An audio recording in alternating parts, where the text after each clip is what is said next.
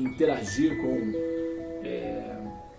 interagir com o documentário, mas eu deixei aí abaixo, no grupo, uma série de documentários que poderiam, né, eventualmente ser assistidos, né? Deixei um indicador, né, dos documentários.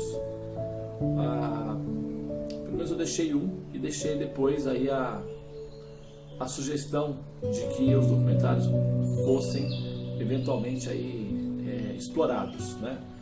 Quem de vocês chegou a assistir algum dos documentários a respeito da matemática?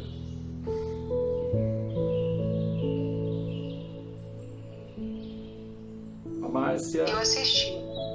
A Anali. A Gi chegou a assistir. Esse vídeo especificamente não, né? Foi mais em torno do bóson e do campo de Higgs. Tá, do bóson e do campo de Higgs. Eu deixei um documentário sobre a matemática.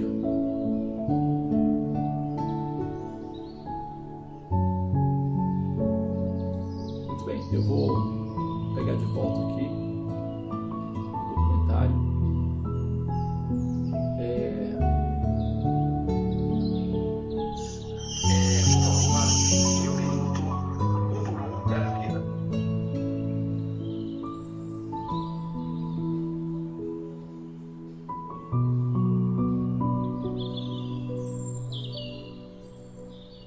Eu deixei, na verdade, uma playlist. Tá aqui novamente, eu vou colocá-la novamente aqui abaixo. Então, só vai conseguir entender a minha explicação apropriadamente agora aqueles que assim, fizeram alguma investigação nessa área, tá? Depois, os que se interessarem entre vocês, aqueles que se interessarem em dominar, não é, essa informação que vai ser passada agora, terão que assistir aos documentários, porque os documentários eles vão dar uma base de entendimento, né, uma base histórica, uma base filosófica para assimilar o contexto do conceito que eu vou colocar aqui agora, tá? Bom, nós estamos analisando o princípio que é o rastreador AK. Primeiro, assim, isso está sendo feito com um fundo de interesse, não é, no sistema de astrologia, de como é que nós podemos, através desse mecanismo, rastrear e ver a alma, né? O que parece ser uma pretensão, não, né? Pode ser bem contextualizado, isso pode ser bem fundamentado, e é exatamente isso que eu estou pretendendo fazer ao longo desses momentos em que nós estamos nos encontrando para fazer a investigação desse princípio, que é esse código rastreador chamado o princípio Atmakaraka, ou o princípio AK, né, que é o princípio Atmakaraka. Muito bem. Para fundamentar, né, porque, assim, do ponto de vista da astrologia, do ponto de vista do conceito da astrologia, não se costumam muito, né, exigir explicações fundamentadas para os mecanismos que são utilizados, né? Normalmente as pessoas vão lá para aprender astrologia e aprendem as significações básicas, os arquétipos, os ícones e pronto, e passam a utilizar o mecanismo. Isso daí é o que é mais comum, né? E, enfim, é o que também as pessoas conseguem lidar com mais facilidade e é o que está mais acessível a elas. Porém, o nosso propósito aqui, ao menos o propósito que a gente tem em foco, é entender se isso se justifica ou não. Porque, veja bem, as pessoas, quando passam pelo mapa, comigo, pelo mapa, muitas delas alteram significativamente a vida delas. Então, automaticamente eu me torno responsável por isso, né? E uma das primeiras curiosidades que se passou na minha cabeça foi justamente fundamentar, ao menos para mim mesmo, o teor dessa responsabilidade. Ou seja, as pessoas vêm até mim e acabam confiando que eu sei o que eu estou fazendo, elas acabam confiando em mim, e elas acabam confiando que o material que eu estou utilizando, o recurso que eu estou utilizando é válido, né? Na inocência delas, tá tudo bem. Elas, de repente, elas não estão nem conscientes de que esse fenômeno está em andamento, né? Mas eu estou consciente. E me incomoda muito saber que as pessoas estão confiando em mim e eu estou confiando em alguma coisa que não é confiável. É como se elas entrassem no ônibus que eu estou dirigindo e eu não tivesse certeza que o freio funciona. Quer dizer, essas pessoas estão confiando de que eu sou responsável, mas elas estão fazendo isso na inocência delas, né? Eu preciso considerar que a inocência delas não é o suficiente para definir essa operação.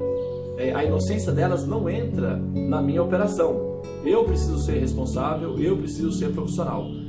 E, claro, para isso é necessário compreender como é que esse mecanismo ele é criado e por que ele é criado, né? E se ele é válido ou se ele é apenas um devaneio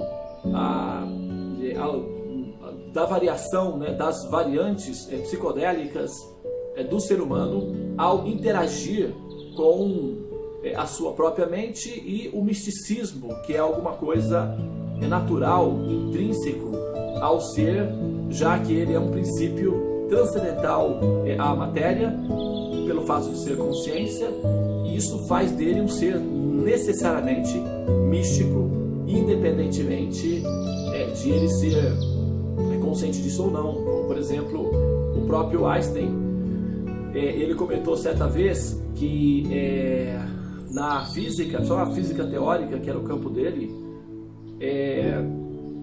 80% é imaginação, é misticismo, é intuição, é metáfora, é mitologia, é curtição, é psicodelismo. 80% é psicodelismo puro, 20% é matemática.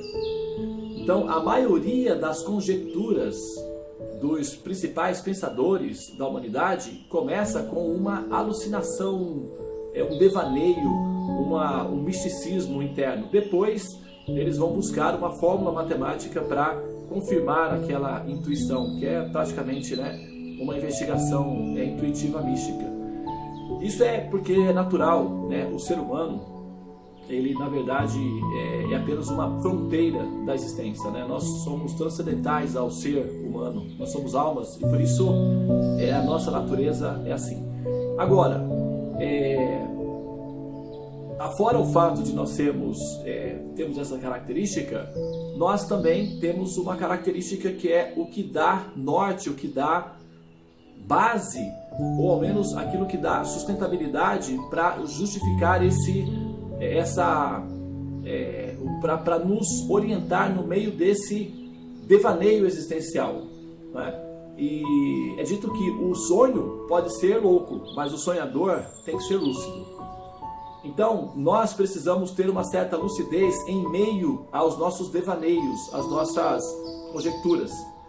E para isso é preciso de sistemas seguros que possam ser justificados, se não empiricamente no sentido de ser demonstrado com experiências empíricas, se não for assim, ao menos que tenha uma boa sustentabilidade filosófica e que possa ser justificado com estatística para dar uma certa segurança, uma certa margem de segurança.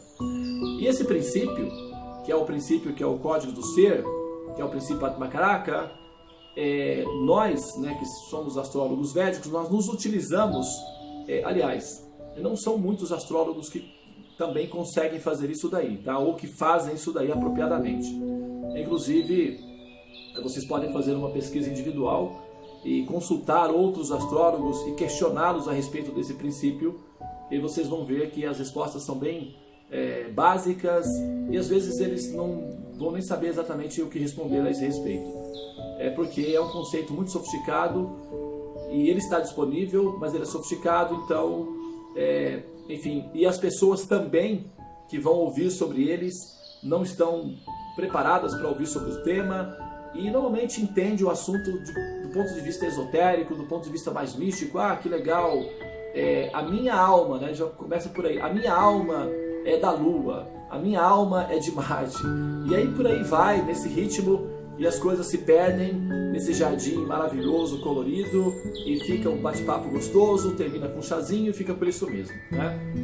E não é o caso quando a gente está pensando em termos do programa como sendo alguma coisa que seja relevante e que valha a pena moldar a nossa forma de pensar em torno desse conceito. Tá? Sempre que a gente vai moldar a nossa forma de pensar em torno de um conceito, de um paradigma, de uma religião, de um sistema teológico, de um sistema filosófico, de um sistema político, é muito coerente que nós façamos uma pressão sobre a estrutura desse sistema para ver o quanto ele suporta, o quanto ele se adapta a mim, ou o quanto eu consigo me adaptar a esse sistema. Ou seja, ele é consistente para sofrer o impacto da minha pressão sobre ele, e se ele pode absorver o impacto da minha pressão sobre ele, então eu posso representá-lo, ou seja, eu posso com segurança admiti-lo como norte e posso inclusive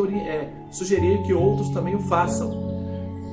Mas se não for seguro, então a ideia de que a pessoa vai girar em torno daquele sistema na verdade uma autolatria, é uma hipocrisia pessoal, uma neurose, e hipocrisia é falsidade, porque ela realmente, ela até se convence de que ela acredita naquilo, mas no fundo, na hora de fazer de tomar a decisão para qual cidade ou o que ela vai fazer com o dinheiro extra que sobrou, esses temas ficam todos fora de conjectura, e a pessoa fará aquilo que ela será chamada a fazer necessariamente. Então, como nós estamos fazendo essa investigação do princípio Atma Karaka, uma das prerrogativas principais dentro desse contexto é checar se esse sistema se fundamenta, se ele é válido ou se é um devaneio humano, né? Se é uma variação das especulações mentais da humanidade. E não tem como fazer a afirmação, verificar a afirmação, se nós não compararmos o mecanismo, que é o rastreador, com os outros mecanismos que nós consideramos seguros, que nós consideramos válidos, que realmente nós temos a certa certeza de que são precisos, né? Como, por exemplo, os métodos da ciência, os princípios científicos.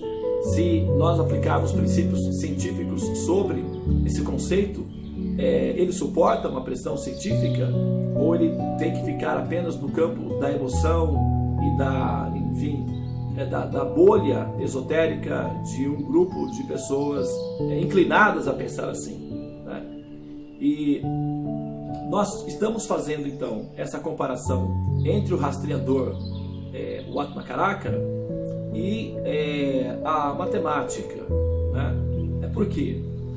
Porque o sistema de astrologia, pelo menos o sistema de astrologia védica, ele é admitido como sendo uma criação direta da suprema personalidade de Deus, né, da suprema verdade absoluta, de Vishnu, e introduzido na humanidade através dos seus pedagogos, né, ou dos seus representantes, enfim, das suas potências, que nós recebemos como sendo os semideuses, mitologicamente, para poder assimilar o conceito de que as coisas são administradas e não simplesmente aleatórias e colocadas aí para funcionar da maneira como ao Deus dará, né, como se diz aí no ditado.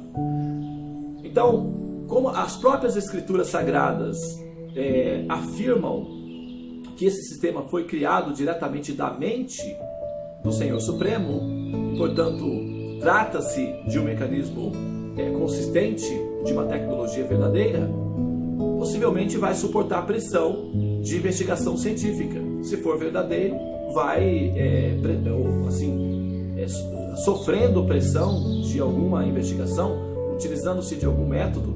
Não que todo método científico é válido para fazer a verificação, mas havendo um método para fazer a verificação, então a verificação deve ser feita, porque as coisas que são criadas pelo Senhor Supremo costumam ser achuta, ou seja, infalíveis.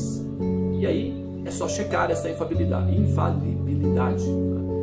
E o princípio de astrologia védica, ele justamente é criado, né, dentro desse âmbito, que é o princípio achuta, de infalibilidade. Muito bem. Então, para verificar, não é, para rastrear como é que funciona o sistema do código Vatmakaraka, nós precisamos verificar como é que funciona a mente de Deus. Então, é preciso analisar a mente de Deus. É preciso escanear a mente de Deus e encontrar na mente de Deus um princípio fundamentado que justifique as coisas serem criadas da maneira como foi criado. Muito bem. Então, se o princípio, que é o código Vatmakaraka, foi criado a partir da mente do Criador, né, da pessoa Deus, e as coisas que nós vemos no mundo, enfim, de um modo geral, também foram criadas por Deus, nós queremos saber, porque a gente tem que partir de algum ponto para poder fazer a investigação, né?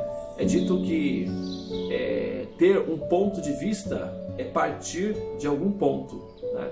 É ter um ponto de partida. E nós precisamos de um ponto de partida para ter um ponto de vista. E nesse caso, a gente precisa de uma referência que seja mais tangível, porque o princípio do código Vatmakaraka, ele é extremamente abstrato. Ele pretende ser, né, um espelho que nos permita verificar a condição da alma. E analisar a alma, ou estudar a alma, é alguma coisa bastante leve, né, sutil, e necessita de tecnologia de conhecimento apropriado para se fazer uma investigação que seja consistente, que não seja uma investigação extremamente, ou seja, propositalmente esotérica, porque se não tiver alguma consistência, não inclui as pessoas que buscam entender Deus utilizando-se de um recurso deixado pelo próprio Deus, que é a inteligência, né? As coisas, quando são colocadas de uma maneira muito místicas, abstratas e esotéricas, elas são preconceituosas em relação àqueles que simplesmente precisam de referências inteligentes para assimilar esse conhecimento. Já que a inteligência é um recurso deixado por Deus, prescindir da inteligência é menosprezar um recurso extremamente importante, que na verdade é um recurso fundamental no processo de autorrealização. Então, é preciso que haja um respeito à inteligência.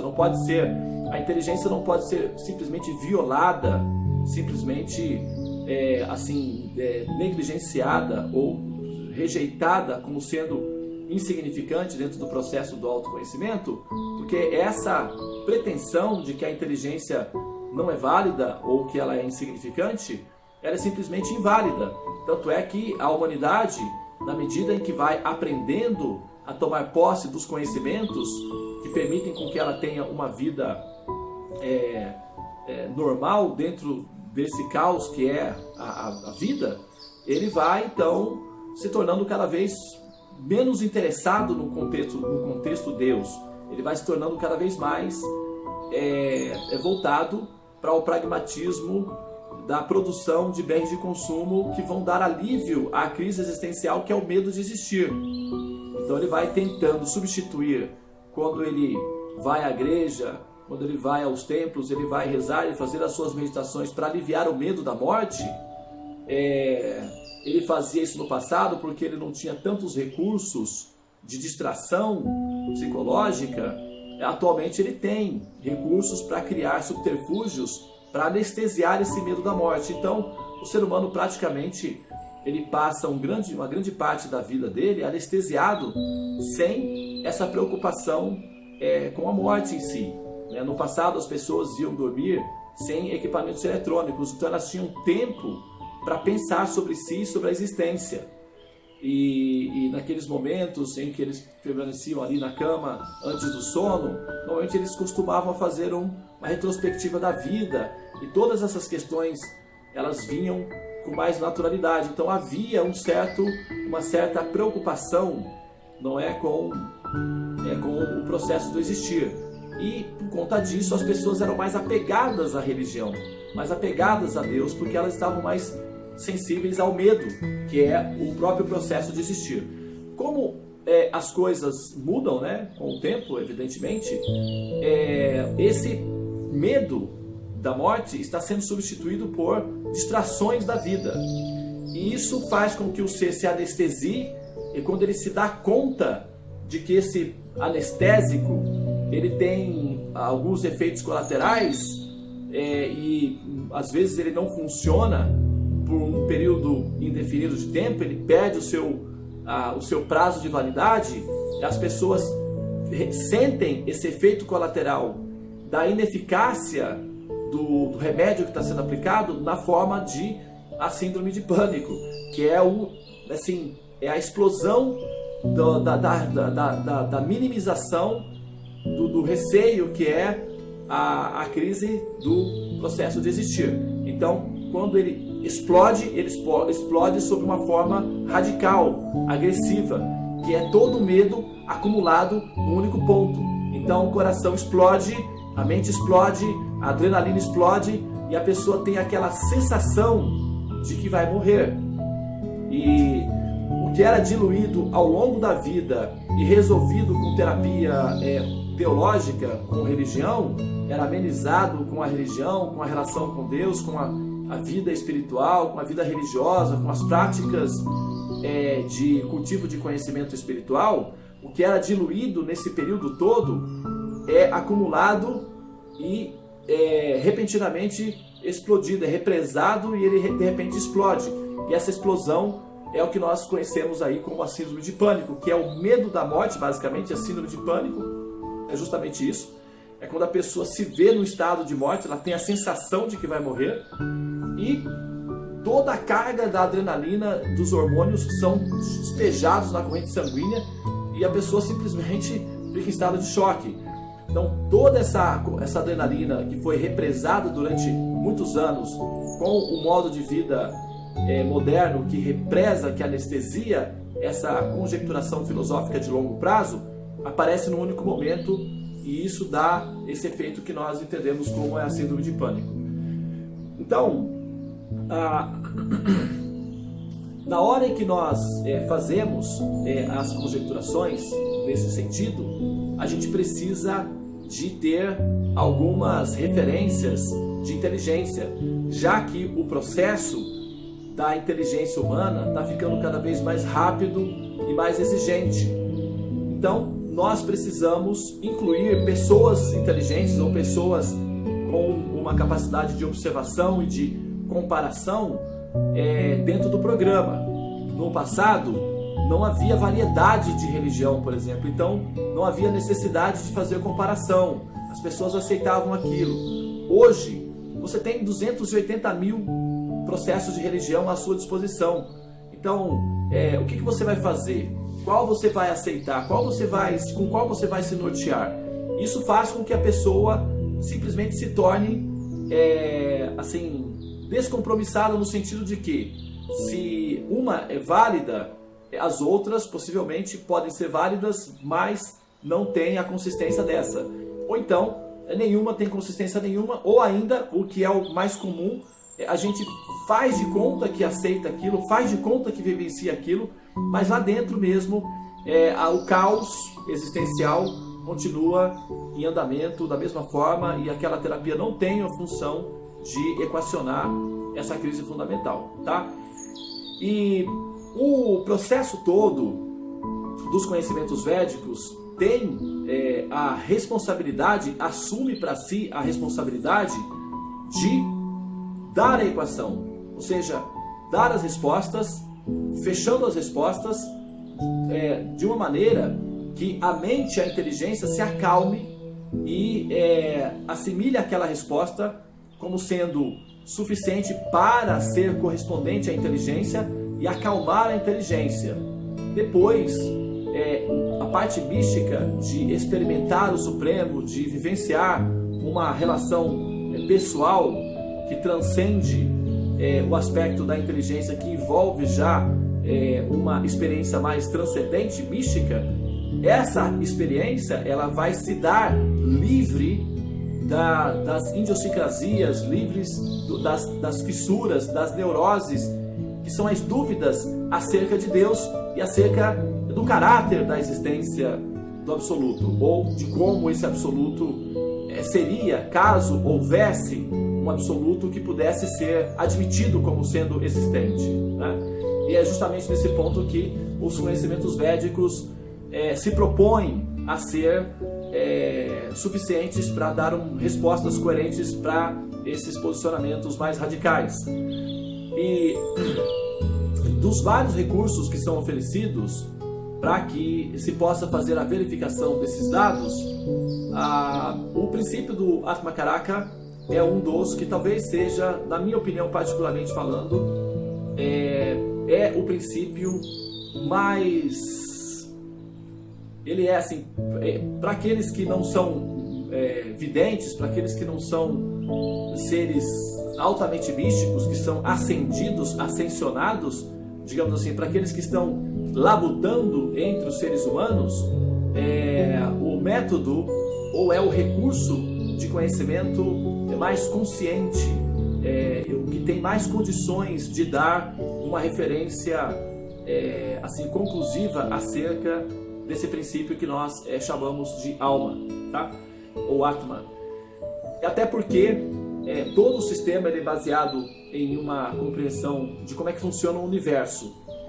E para compreender, para poder fazer a relação, porque o Atmakaraka é uma peça dentro da engrenagem, né?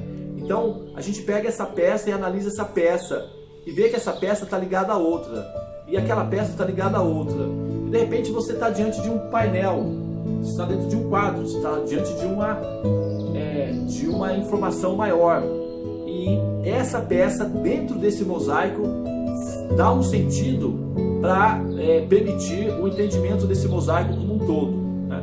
Porque veja bem, olha só, a pergunta que nós podemos fazer é, ok, né, o Atmakaraka como princípio funciona, a gente pode utilizar e verificar, eu assim, posso fazer uma análise de mim mesmo a partir das informações disponíveis no tal Atmakaraka, eu faço parte dessa série e isso corresponde com meu impulso de existência, a forma como eu me relaciono com o mundo, isso está correspondente, ok. Mas quem criou isso? Por que criou isso? Como é que isso funciona? Então, daí é preciso já ver a outra peça, onde essa peça, que é o Atmakaraka, ele se encaixa, tá? E na medida que a gente vai retrocedendo na pesquisa, nós chegamos inevitavelmente na mente de Deus, ok? E para poder ir adiante na pesquisa, é preciso de ter as senhas apropriadas ou os recursos apropriados para entrar nesse campo, que é entrar no campo da mente de Deus. E antes de entrar no campo, que é o campo da mente de Deus, nós precisamos compreender pelo menos o campo onde nós já estamos atuando. Seria artificial, seria um pouco de pretensão de fato, querer a princípio entrar no campo da investigação da mente de Deus propriamente dita, sem ter tido a dedicação ou sem ter dado a si mesmo o tempo necessário ou a investigação necessária para se compreender o campo onde nós já estamos, que é o universo. Então deve-se compreender como é que funciona o universo para depois entender o porquê essa mente criou esse universo e dessa maneira como ele foi criado. Tá? E nesse ponto é que eu quero puxar, estou contextualizando para puxar o tema que foi trazido aí na pergunta que a Márcia fez, né? E que trouxe uma série de debates e discussões e a resposta que foi dada. Como esse que é a questão, né? Eu particularmente, né, como pesquisador, como estudante, como buscador, eu nunca tive problemas de assistir vídeos, de ouvir vídeos, até porque eu não costumo assistir, né? Eu costumo mais ouvir as palestras, os vídeos. Então isso me dá a oportunidade de ter vários pontos de vista sobre o mesmo assunto, né? E eu deixei, quando a Márcia fez a pergunta, eu imediatamente deixei abaixo uma série de vídeos explicando a questão da substância Deus, né? Porque a pergunta, uma das primeiras partes da pergunta foi qual seria então a substância Deus. Haveria uma substância Deus, né? E eu dei uma explicação rápida que a substância Deus seria Satchit Ananda, que é justamente o princípio são os princípios fundamentais, né? Como Satchit Ananda, eternidade, conhecimento e bem-aventurança. Essa é a substância fundamental, que é a fronteira máxima que nós conseguimos chegar para entender esse princípio absoluto Deus, né? E o chamado éter, como foi sugerido na resposta, na verdade não é necessariamente Deus, né? O éter, ele é, na verdade, o que a gente pode entender como sendo o princípio que é a matemática. A matemática e o éter são basicamente a mesma coisa. A explicação que a Carolina deu é uma explicação muito boa do ponto de vista poético, né, para expressar uma intuição de Deus, mas ela não é uma explicação que possa ser utilizada em termos, num certo nível, sim, né? Quando você fala, por exemplo, que Deus é luz ou que Deus é o éter, são apenas adjetivos que diferentes adjetivos, mas que se referem à mesma coisa, a uma substância ininteligível, digamos assim, né? Incognoscível, uma substância inacessível, que é uma variação do conceito de luz, né? Luz, éter, até inclusive uma das pessoas falou, que legal conhecer Deus e mergulhar no éter, né? É a mesma substância, o éter ou a luz, no caso, já seriam aí as mesmas características. Muito embora o éter seja uma substância todo penetrante, é uma das energias separadas do próprio Senhor Supremo, como ele mesmo orienta no texto Bhagavad Gita. Ele próprio diz que terra, fogo, água, ar, éter, mente, inteligência e ahankara formam as minhas energias separadas, né? Depois ele fala, todos os seres estão em mim, porém eu não estou neles. Então esse paradoxo, esse enigma, ou essa colocação de Deus, se não houver uma posição personalista lúcida, uma posição personalista consciente, então facilmente se pode ter as interpretações que são interpretações mais genéricas, são chamadas interpretações impersonalizadas acerca de Deus.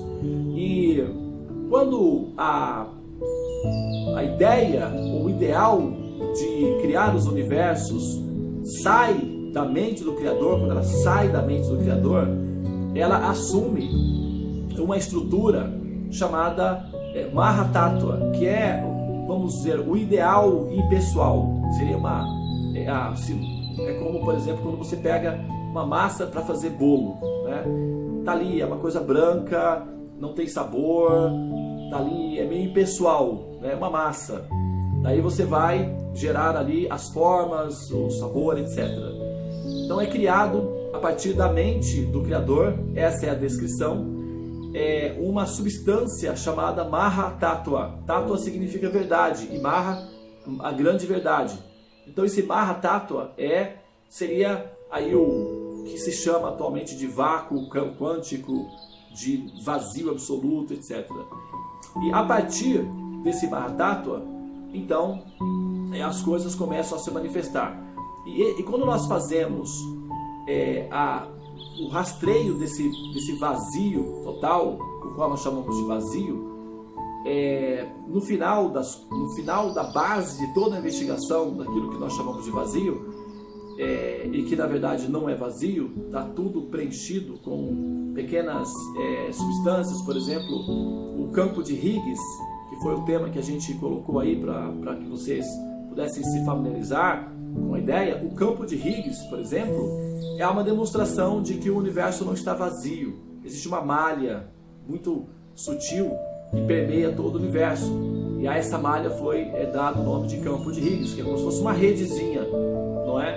Que é unipenetrante no universo. Então, se nós fôssemos dar uma referência de éter do ponto de vista da explicação de uma energia separada do Senhor Supremo, então o campo de Higgs seria uma representação mais apropriada para o campo para o éter, né?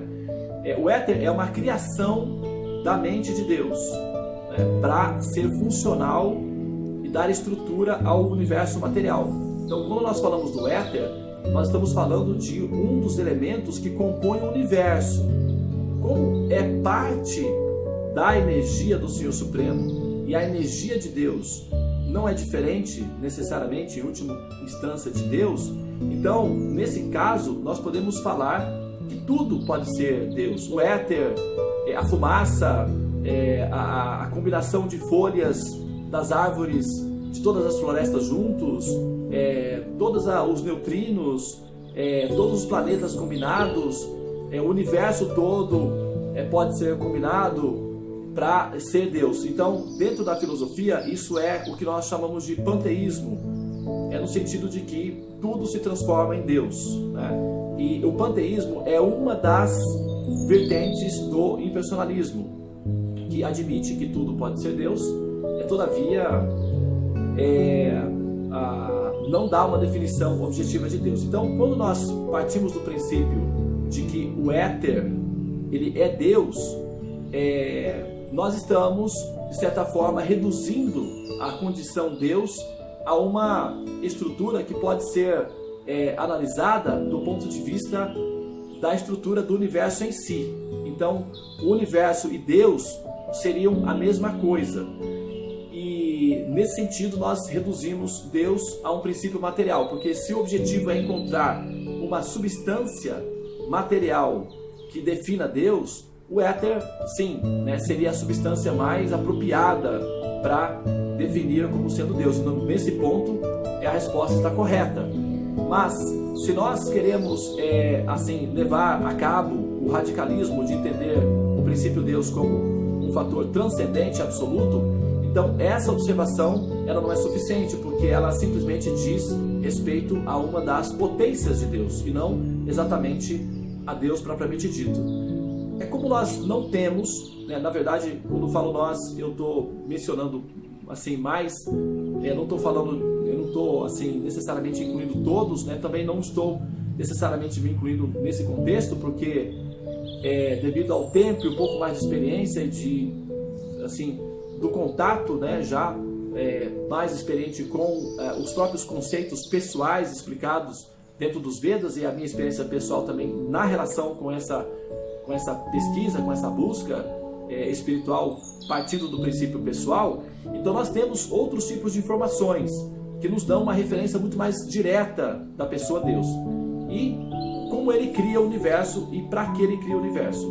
Então, quando ele sai da mente de Deus, o ideal sai da mente do Senhor Supremo, os universos, então esses universos, eles assumem formas, e essas formas podem ser explicadas matematicamente, apenas matematicamente, né? Para fazer uma verificação absoluta do universo, somente a matemática dá condições de fazê-lo. Para fazer a verificação ponderada, digamos, porque a gente pode conjecturar que o universo é qualquer coisa, né? Os Yanomamis têm as considerações deles, os fenícios, os mesopotâmios, os etruscos, enfim, os maias, enfim, né? Todos os povos podem ter conjecturações acerca do que é o universo. Isso é da consideração humana. Mas se nós queremos um tipo de verificação que dê uma certa referência de coerência, então nós vamos precisar da matemática. E os pensadores, os filósofos, existe uma unanimidade na comunidade científica de que eles colocam da seguinte maneira: se eu fosse Deus, se houvesse Deus, e eu fosse Deus, e eu fosse criar o universo, que recurso eu utilizaria para fazê-lo? A matemática. Esse é o recurso que permitiria estruturar o universo. Então a matemática, do ponto de vista dos principais pensadores originais, os antigos, os gregos, Pitágoras, Poincaré, os pensadores atuais, todos eles admitem que a matemática é a linguagem, como Deus escreve o universo, é a linguagem fonte do universo. Por quê? Na investigação do universo, a química colapsa, a física consegue ir um pouco mais adiante, porque a física ela tem uma parte dela que é a química e uma parte matemática. Então a física é uma mistura da química com a matemática. A química ela é substâncias tangíveis, então chega um momento que ela, na sua capacidade de investigar a matéria, ou chamamos de matéria, colapsa. E o que vai à frente é a física. Só que quando a física colapsa, então o que consegue continuar progredindo, a viagem em termos da investigação daquilo que nós chamamos de universo, é a matemática. Então a matemática é a linguagem com a qual a mente de Deus, havendo Deus, seria a linguagem oficial que permitiria a criação do universo e dos mundos materiais, etc. Tá? Chamados mundos materiais.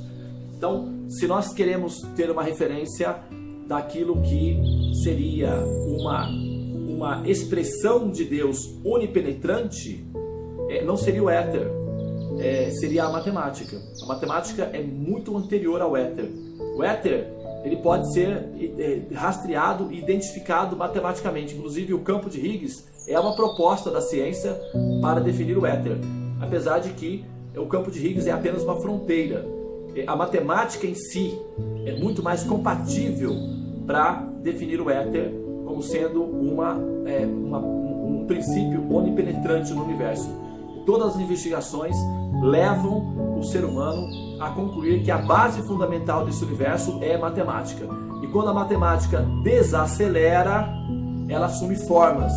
E a desaceleração da matemática é o que dá a estrutura de tudo que nós vemos, de tudo aquilo que nós teoricamente tocamos, sentimos, etc. Esse universo e todos os seus objetos nele. Isso define o conceito védico para a realidade como sendo Maya, ou uma simulação de realidade. Tá? Bom, agora, se nós podemos utilizar os princípios da matemática para fazer investigações muito profundas, seria possível utilizar o recurso que é a matemática para fazer um rastreamento da alma, né? Já que se a gente partir do princípio de que a alma é um princípio válido, então quais seriam recursos que a gente poderia utilizar? Porque o sistema de astrologia completo é matemática pura, né? Quando nós pegamos, por exemplo, então assim, vamos dizer que teriam vários métodos e modelos matemáticos para fazer verificação da possibilidade da alma. Nós estamos lidando com um conceito que é o que foi apresentado pelas autoridades, os devas, que é o conceito de Jyotisham, que é o conceito, que é a estrutura do conhecimento acerca da astrologia. Então nós temos essa ferramenta nas mãos, né? Pode ser que existam outras, o ser humano pode criar outras ferramentas baseadas em matemática para fazer esse rastreio também. Eu estou lidando particularmente com esse princípio, que é o sistema de astrologia. E o sistema de astrologia védica, ele é basicamente a interpretação daquilo que é a matemática, né? Por exemplo, quando eu vou fazer o mapa, eu preciso do local, data, horário e dia do nascimento, né, da pessoa, mês, ano e tal. Então nós pegamos todas essas referências numéricas, se transformam num código de barras. É um código de barras. Inclusive a cidade, por exemplo, não importa, a pessoa fala, nasci em São Paulo. Isso não importa. O que a gente precisa é a referência matemática do local em relação às constelações. E se mudar o nome de São Paulo, mudar para São José, ou mudar para Santo Antônio, tanto faz. O nome é irrelevante.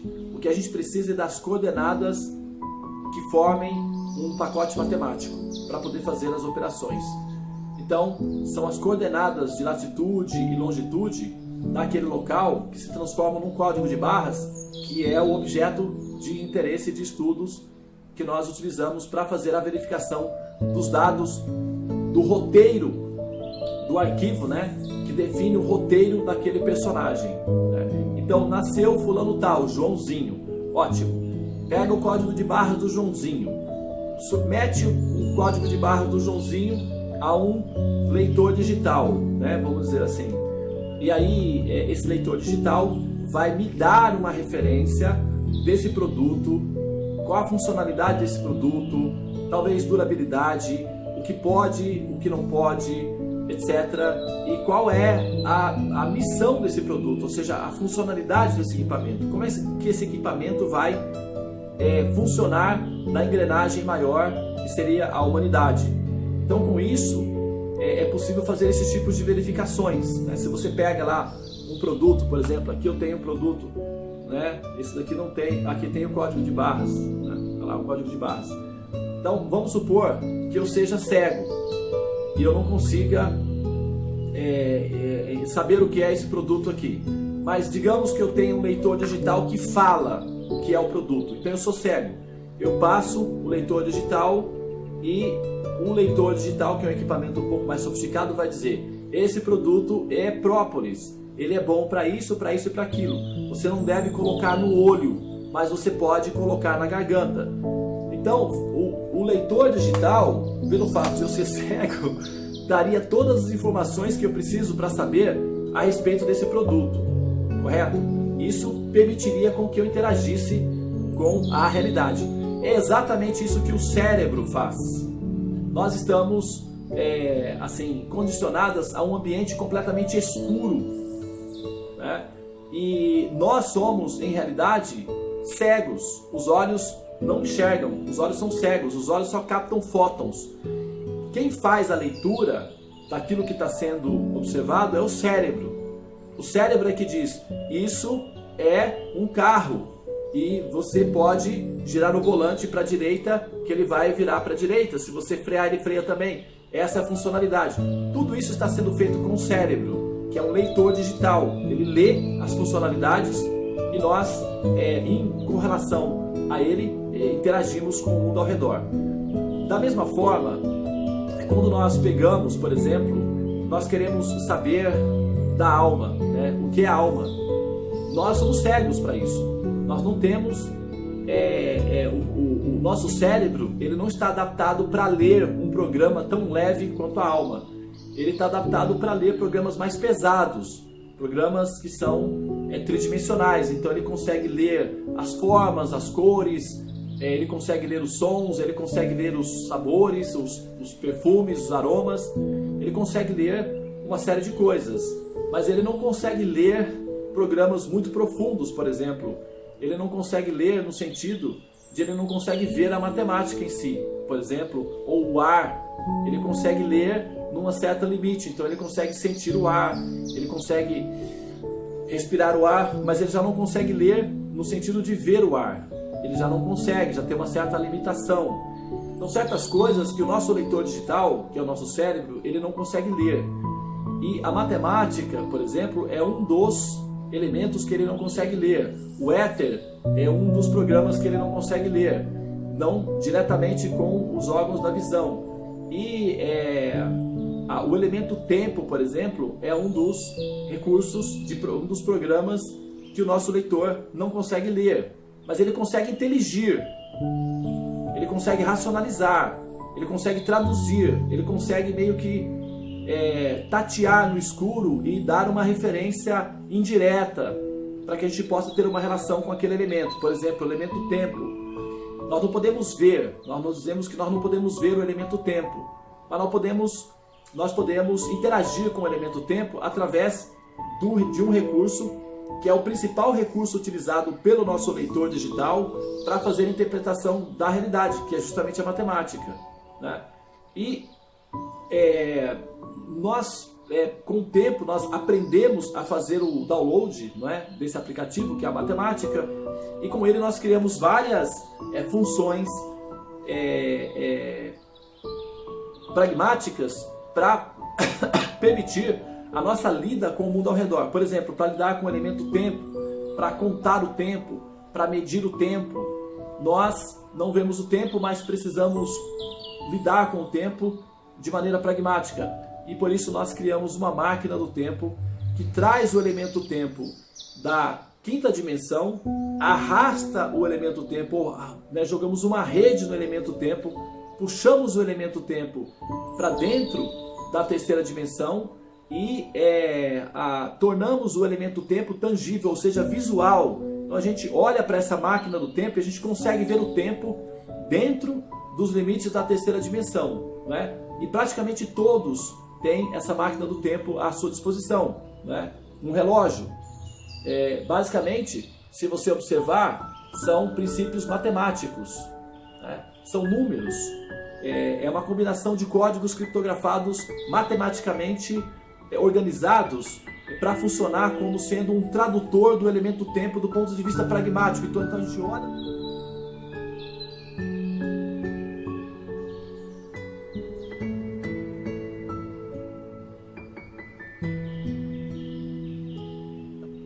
Nós estamos vendo o elemento tempo. É claro que você perde da qualidade original do elemento propriamente dito, você perde muito da qualidade original, mas você consegue interagir, você consegue ver.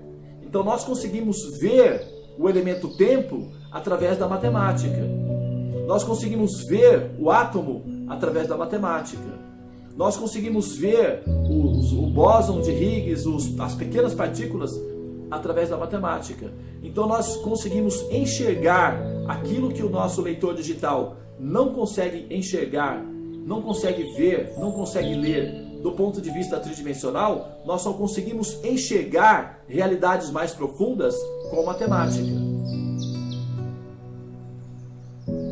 Então é através desse aplicativo, desse recurso, que nós conseguimos rastrear o princípio que nós chamamos de realidade. Então essa é a ferramenta que permite a investigação completa de todos os processos aí. Não é necessário que a pessoa seja um especialista em matemática, é diferente, tá? Tem os especialistas em matemática, que são aqueles que sabem como lidar com as criptografias e juntar as peças de maneira inteligível. Esses são os especialistas, são os matemáticos. Não é necessário que nós sejamos especialistas em matemática, mas é importante que nós sejamos, que nós entendamos que esse recurso é o recurso que de fato permite com que nós possamos lidar com a realidade ao redor. E num certo nível todos nós somos especialistas em matemática até certo nível, Porque para que você possa ver o tempo, você precisa ser um especialista em matemática em algum nível, porque senão você não consegue fazer o rastreamento, a decodificação da relação que os princípios matemáticos têm ali. Você não consegue ver a hora, você não sabe interpretar a hora. Se eu der o meu relógio para um primata, um macaco, por exemplo, ele não vai fazer nenhuma interpretação ali daquele equipamento, né? Não vai ser útil para ele. Então é preciso de um cérebro que tenha capacidade de hackear essa combinação matemática e interpretar isso do ponto de vista do elemento tempo, ou seja, para ver o tempo. Isso requer, né, requer a relação de inteligência aí, tá? Então, esse princípio, o Atmacaraka, o rastreador, quando ele aparece no mapa da pessoa, ele aparece ali como sendo a criptografia utilizada, né, que para fazer o relógio, por exemplo, nós usamos uma criptografia. São 9 elementos, são 9 princípios. Tá? Aqui só tem 9 princípios.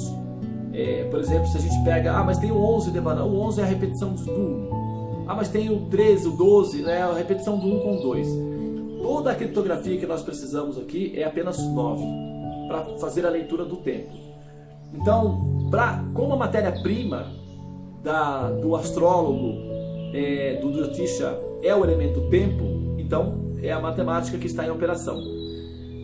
Nesse sentido, quando a gente abrimos o mapa, vai aparecer ali, dentro do contexto do mapa, da pessoa, baseado nos momentos, no momento em que ela está nascendo, vai aparecer um criptograma, que é um planeta, que vai estar mais alto que todos, no sentido que vai ter mais graus, né? Cada planeta ou cada criptografia pode subir até 30 graus. É um termômetro. Ele sobe até 30, depois ele desce, ele sobe e desce. E nesse processo ele vai dando um círculo de 360 graus ao redor do zodíaco, que forma novamente a criptografia 9, 360. Se você computar isso daí, singularizar, 3 com 6 é 9. Volta de novo o Vortex 9. Então 9 é o que tem disponível de matemática nesse universo. E nós utilizamos 9 planetas para poder fazer a linguagem criptografada, que funcionará como uma bússola, que funcionará como um programa matemático, como uma fórmula matemática para fazer investigação da alma que está vivendo aquele personagem ali. Nós já sabemos que se trata de um personagem, nós já sabemos que o corpo é basicamente uma estrutura de simulação com um tipo de tecnologia que pressiona a consciência a acreditar que ela e o corpo são a mesma coisa, e por isso ela até passa também a acreditar que morre, já que ela está acreditando que enfim, é um corpo.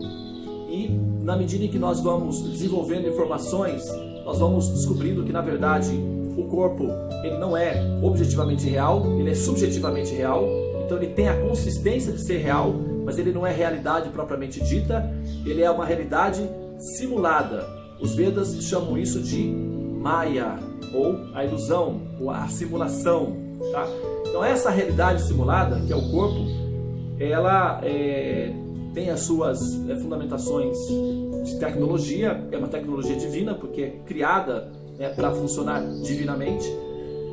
E nós, almas condicionadas ou seduzidas ou encantadas por essa magia, somos então induzidas a pensar em termos de que o corpo e eu somos a mesma coisa. Isso chama-se ahamkara, ou ignorância. E essa ignorância produz sofrimentos.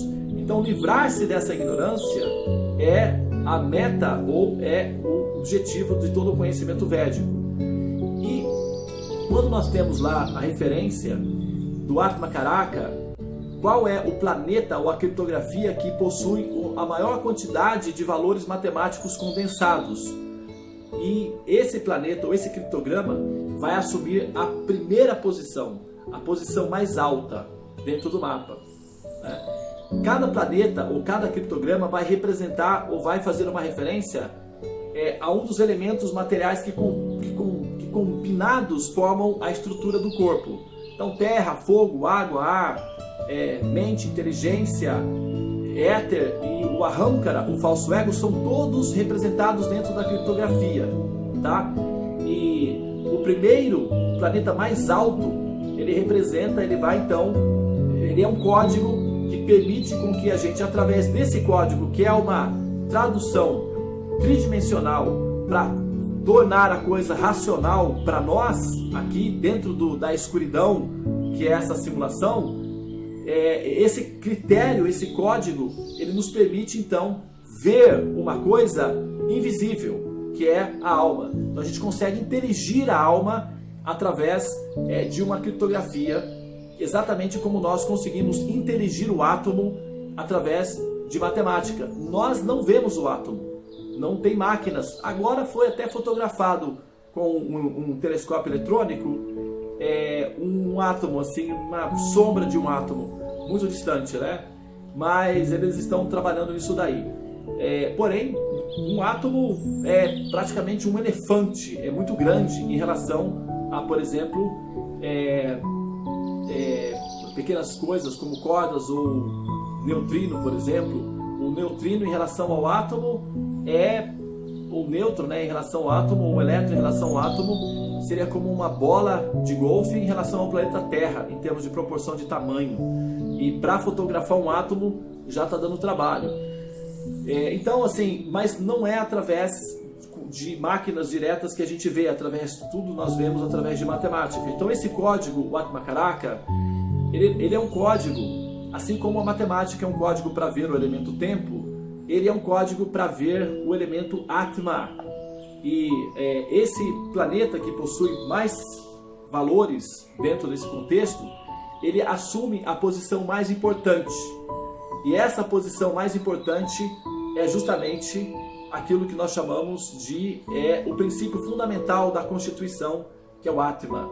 Então ele representa, ou ele define, ou ele permite com que nós rastreemos a qualidade dessa alma. Então, a depender de qual nível indicado por essa criptografia nós conseguimos rastrear essa alma, então também dá para definir a quantidade de conteúdo de conhecimento que essa alma já adquiriu, quais seriam as chances ou quais seriam os caminhos que permitiriam que essa alma pudesse eventualmente se autoconhecer diferente da simulação, ou seja, o quanto ela conseguiria imunizar-se da sedução gerada pela pressão da simulação, e o quanto ela será capaz de compreender por que as coisas estão se dando como estão se dando, e a fundamentação, seja o objetivo disso tudo, que é levar essa consciência até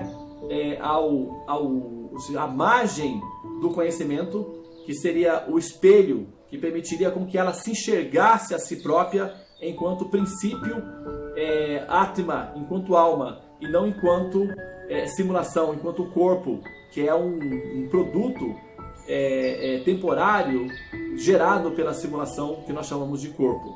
Tá? Então a nossa relação com o corpo, ela é uma relação baseada na ignorância, e com esse rastreador, o Atmacaraka, nós podemos então verificar o quanto dessa ignorância já foi superada, o quanto falta para ser superado, e claro, assim, quais seriam os caminhos apropriados que permitiria que essa superação ela se desse. Tá? Muito bem, são 6 horas e 15 minutos. Eu aproveitei totalmente o tempo, né? E não dá nem tempo de fazer perguntas, de fazer questionamentos. Eu coloquei de volta aí os documentários sobre a matemática. A minha sugestão é, novamente, né, que assistam, não relativizem, porque vocês vão estar perdendo muita informação, e perder muita informação significa dar espaço para outras informações que podem ser menos importantes para o seu objetivo final. Todo o nosso processo tem um objetivo a ser alcançado, que é o estado liberado de existência. Esse é o objetivo. Não é uma experiência esotérica, aleatória, religiosa, abstrata, que não se sabe, não se tem definição, que talvez não é isso. O programa védico ele é muito prático, ele é objetivo, ele é profissional. Ele tem uma única responsabilidade: levar o ser da escuridão à luz do conhecimento. E esse ser será capaz de, com o conhecimento, sentir a sensação do bem-estar produzido pela liberação. Isso significa cura, sanidade, seriedade ou serenidade. E esse estado de espírito, ele é real, ele não é uma abstração, ele não é uma conjecturação, e ele não está disponível apenas para grandes iluminados, místicos, altamente inatingíveis. Não é bem assim. Isso seria improdutivo. Ele está disponível para todas as pessoas de boa vontade, mas também tem que ter boa vontade e interesse no assunto. Por isso ele acaba sendo também de pouco acesso. Embora ele seja absolutamente de acesso para todos, ele acaba sendo restrito porque ele exige que a pessoa tenha uma certa dedicação a ele, uma certa boa vontade de cultivar esse conhecimento para que ele surta o efeito de produzir o bem-estar, que é a sensação de liberdade ou de liberação do condicionamento existencial. Tá bom, pessoal? Então eu vou fechar aqui o vídeo, né? A gente vai entrar lá, já estamos 2 minutinhos aí atrasados, mas já tem um tempo de recepcionar o pessoal. Eu vou me despedir de vocês aqui, tá? Nós estivemos na sala com a Anali, a Gi, a Joana, a Caromila, a Márcia Regina, a Raquel Rezende e a Renata Magna. Hare Krishna, Namastê, a gente se vê logo mais na próxima sala. Hare Krishna, Namastê.